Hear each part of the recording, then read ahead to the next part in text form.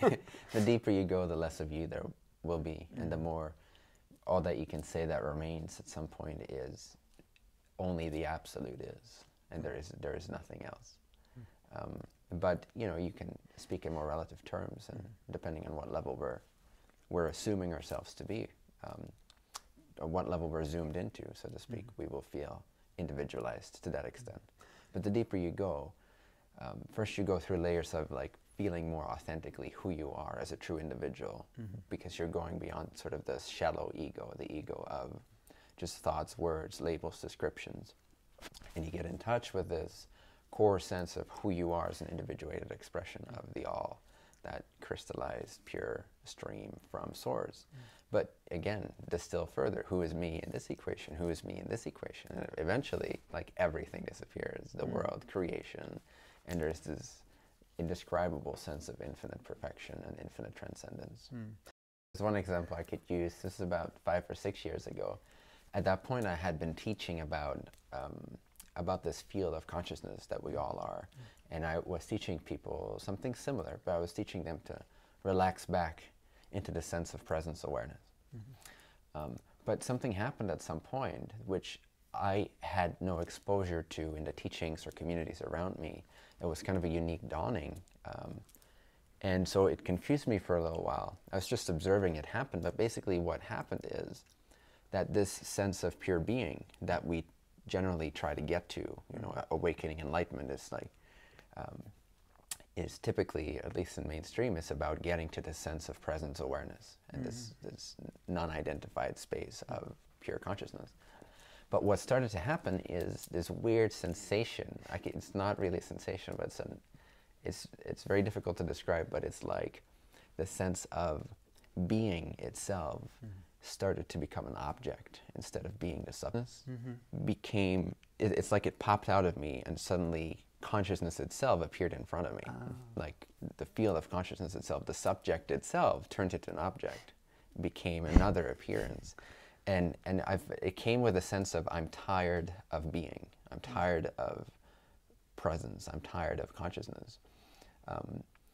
So what then dawned on me, or what revealed itself to me, is something that was more profound than that, something older than God, absolute. So as I see it from the one infinite absolute, indescribable, the first distortion or expression that arose from that is awareness. From awareness then arose this field of love, because in that state it still knows that it's only one. So any manifestation out of that realization of oneness would be this field of love. This field of love is formless, and after some time in timelessness, this awareness, this intelligence, this free agency, this God will generate, out of this field of formless love, it will start to generate patterns, and this is what we call light. So I see awareness, love, and light as the three only ingredients. If you picture a black hole, out of which creation emerges, as well as coalesces back into, you could see the entire creation as that. If you want to visualize the Big Bang, for example, the expansion of the universe, then reaching sort of the farthest edges of evolution, the most crystallized way. Let me back up for a sec. The main intention of this creation being for the one original infinite creator to be able to know itself. Because in its original state, it doesn't know itself. It's stateless. It's absolutely stateless. So it needs the illusion of other. It needs the illusion of manifestation. It needs the illusion of evolution, of individuation, of experience and catalyst to, through that process, wake up, wake up, wake up, wake up, wake up. It's like the absolute entering into a dream, and then the dream begins to evolve and evolve. The dream becomes more and more lucid and more lucid. And then the shift into the absolute could be compared to, instead of being super lucid inside the dream, actually waking up, the dream disappears, and you know what you are. Right. So that would be the analogy of the entire creation reaching a sufficient spiritual mass or realization to where it coalesces back into the black hole.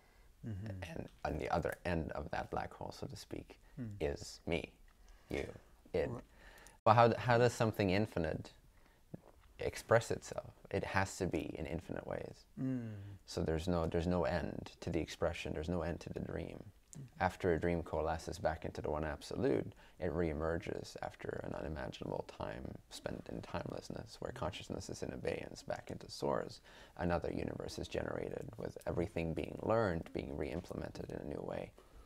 So that never ends. The expression of what's infinite never ends, because the expression has to be infinite.